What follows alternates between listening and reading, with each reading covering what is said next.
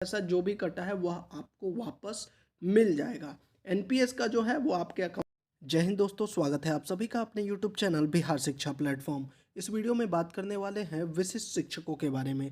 जितने भी शिक्षक जो विशिष्ट शिक्षक 1 जनवरी से बनने वाले हैं, उनकी वरीयता कैसे तय होगी, क्या विशिष्ट शिक्षक जो है वह बीपीएससी शिक्षक से वरीय होंगे, और विशिष्ट शिक्षकों के स्थानांतरण का क्या होगा, अभी जो आवेदन दिया गया है उस स्थानांतरण का क्या होगा, या फिर भविष्य में कैसे स्थानांतरण होगा, यह पूरी जानकारी आपको इस वीडियो में देने वाले हैं। साथ ही योगदान से पहले एक इंक्रीमेंट लगने की जो बात कही जा रही है, इस पर भी बात करेंगे।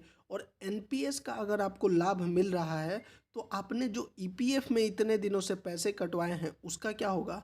2003 से 2022 तक के सभी शिक्षक ध्यान से इस वीडियो को देखिएगा, क्योंकि किसको कब योगदान करना है। देखिए 2022 वालों को तो 1 जनवरी को करना है, क्यों करना है, और बाकी जो शिक्षक हैं उनको 2 से 7 जनवरी, ये सारी जानकारी आपको इस वीडियो में देने वाले हैं। तो वीडियो को पूरा देखिएगा। साथ ही अगर आपका कोई भी प्रश्न है तो आप कमेंट में या फिर टेलीग्राम का लिंक दे दिए हैं, आप वहाँ पर जाकर भी पूछ सकते हैं। आपसे बस इतना ही रिक्वेस्ट है कि वीडियो को ज़रूर शेयर कर दीजिएगा और साथ ही चैनल को सब्सक्राइब कर दीजिएगा। तो चलिए वीडियो को शुरू करते हैं। सबसे पहले हम विशिष्ट शिक्षकों की वरीयता के बारे में बात करेंगे। तो देखिए आज दिन भर जो है ये एक पोस्ट लगातार वायरल हो रहा था। इस पोस्ट में क्या कहा गया था कि सचिवालय से न्यूज निकल रही है कि बिहार सरकार शिक्षा विभाग वरीय अधिकारी की तरफ से बिहार में शिक्षकों का सीनियर जूनियर का क्रम इस प्रकार रहेगा।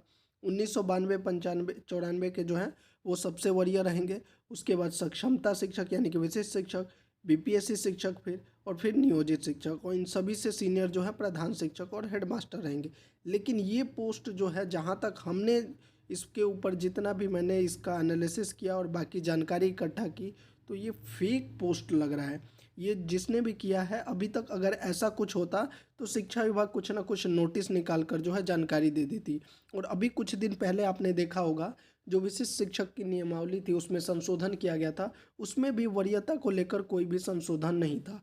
तो आपकी जो वरीयता होगी वो विशिष्ट शिक्षक की नियमावली जो पुरानी थी उसी के आधार पर रहेगी। तो उसमें क्या प्रावधान है उसको पहले देखते हैं, उसके बाद बात करेंगे कि बीपीएससी और विशिष्ट शिक्षक में कौन वरीय कहलाएंगे। तो देखिए जो 7वां पॉइंट था उसमें 7.1 में था कि जिला स्तर पर विशिष्ट शिक्षकों की एक वरीयता सूची संधारित की जाएगी और शिक्षकों की प्रत्येक श्रेणी यानी कि प्राथमिक, मध्य माध्यमिक और उच्च माध्यमिक के लिए विषयवार एक अलग वरीयता सूची तैयार की जाएगी। तो आपकी जो वरीयता सूची होगी वह विषयवार और जिले के आधार पर जो है तैयार की जाएगी। अब उसका मापदंड क्या होगा, उसमें देखिए 4 पॉइंट था।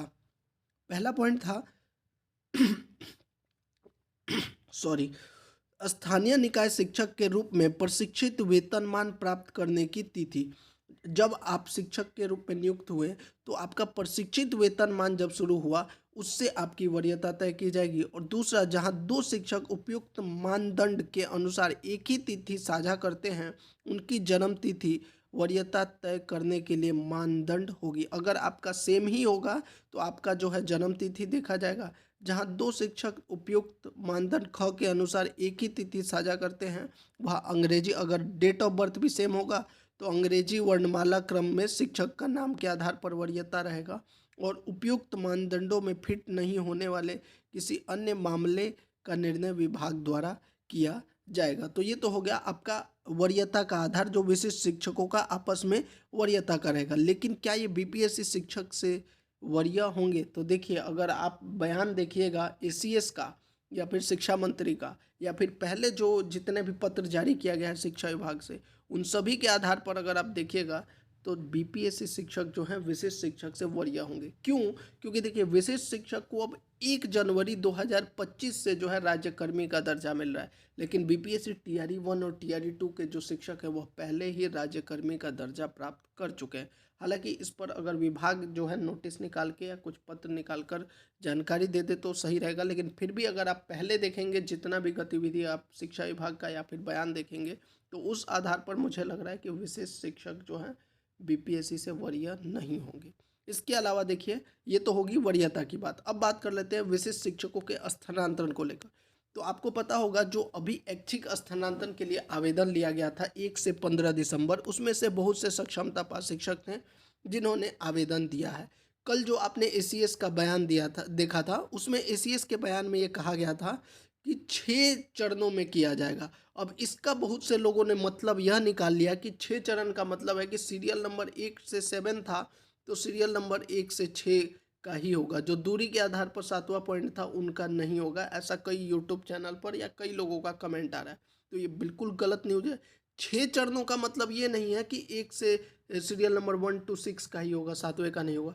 अगर ऐसा होता तो दूरी के आधार पर जो है आवेदन लिया ही नहीं जाता, क्योंकि सबसे ज़्यादा आवेदन तो दूरी के आधार पर ही हुआ है। 6 चरणों का मतलब यह हो सकता है कि वो 6 लिस्ट जारी करें या 6 बार में जो है इसकी जानकारी दी जाए।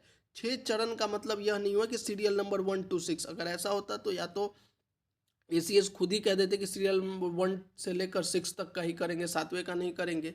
उन्होंने कहा है 6 चरणों में, ये नहीं कहा है कि सिर्फ सीरियल नंबर 1 to 6। तो जितने भी शिक्षक हैं जो स्थानांतरण का इंतजार कर रहे हैं, देखिए आपने जो आवेदन दिया है उसके आधार पर आपको एसएमएस प्राप्त होगा। और ये कब प्राप्त होगा, मैं शुरू से लेकर अभी तक बता रहा हूँ, दिसंबर के लास्ट के 2-3 दिन में ही ये जानकारी आपको मिलेगी। और ई शिक्षा कोश ऐप पर भी इस चीज़ को आप देख पाएंगे। और जो शिक्षकों ने आवेदन नहीं दिया है उनका भी देखिए, स्थानांतरण नीति अभी दोबारा से आने वाली है। स्थानांतरण तो होगा, अभी आपको जो है जिस विद्यालय में वहीं पर पदस्थापित करके आपको राज्यकर्मी बनाया जाएगा, लेकिन भविष्य में आपका स्थानांतरण 100% होने वाला है और इसके लिए स्थानांतरण नीति भी तैयार की जा रही है। तो ये हो गया स्थानांतरण। अब योगदान से पहले जो एक इंक्रीमेंट की बात लगातार मैं आपको वीडियो बनाकर भी जो जानकारी दिया है उसकी बात कर लेते हैं। तो अगर हम बात करें विशिष्ट शिक्षकों का जो इंक्रीमेंट को लेकर बात करें, तो देखिए जो शिक्षक, ये 2022 को छोड़ के बता रहा हूँ, 2022 वालों के लिए तो 1 जनवरी ही लाभदायक है। वो क्यों है मैं आगे बताऊंगा। जो पुराने शिक्षक हैं 2003, 4, 5, 6 जब के भी शिक्षक हैं 2022 वालों को छोड़ के, अगर वह 1 जनवरी को योगदान करते हैं, तो अगर उनका बेसिक पे 30,420 है, तो इसके नेक्स्ट वाला जो आपका पे मैट्रिक्स में है वो आपका जो है बेसिक पे हो जाएगा वरिष्ठ विशिष्ट शिक्षक में, यानी इंक्रीमेंट नहीं मिलेगा। और वार्षिक वृद्धि, वेतन वृद्धि कब मिलेगा, वह 1 जुलाई को मिलेगा। और तब जो है आपका जो है बेसिक पे जो है यहाँ पर एक इंक्रीमेंट का लाभ मिल जाएगा। लेकिन अगर आप योगदान देते हैं 2 से 7 जनवरी को, तो जो 1 जनवरी को आपका इंक्रीमेंट लगना था 3%, वो लग जाएगा और आपका जो है वेतन नेक्स्ट वाला यानी एक इंक्रीमेंट अधिक रहेगा।